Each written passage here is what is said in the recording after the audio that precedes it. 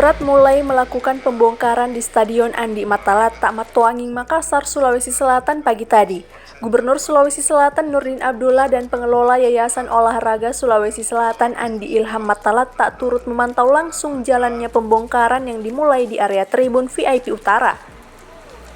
Pembongkaran stadion yang menjadi markas PSM Makassar ini merupakan tahap lanjutan sebelum dilakukan konstruksi pembangunan. Pembongkaran bangunan stadion di kawasan seluas 13.476 meter persegi tersebut dilakukan oleh perusahaan asal Semarang, Jawa Tengah. Perusahaan asal Jawa Tengah itu diketahui sebagai pemenang lelang pembongkaran dengan nilai penawaran 1,3 miliar rupiah. Pembongkaran stadion sendiri ditargetkan rampung dalam 2 bulan ke depan. Proses rehabilitasi menuju stadion berstandar internasional akan terus digenjot dan diharapkan rampung paling lama 18 bulan atau pada 2022 mendatang. Gubernur Sulawesi Selatan Nurdin Abdullah mengatakan, setelah pembongkaran akan dilanjutkan dengan pembangunan fisik.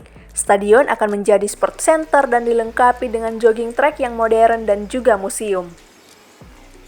2 bulan insya Allah bisa diselesaikan ya.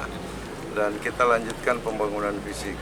Dan ini juga kita sudah siapkan untuk multi years, jadi 1 kali tender sampai selesai.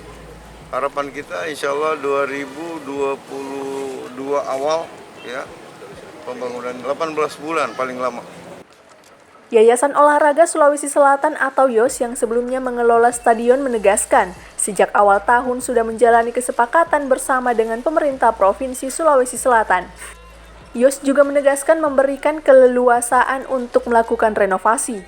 Masih mau diangkat, masih baru mau dikosongkan dulu.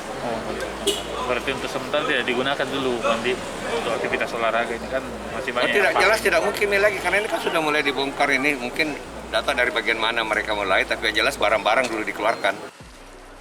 Diketahui pembangunan atau revitalisasi Stadion Matoanging bertaraf internasional ini membutuhkan anggaran 900 miliar hingga 1 triliun rupiah. Sementara anggaran yang terserap senilai 200 miliar rupiah. Dari Kota Makassar, Suparman, Fajar.co.id melaporkan.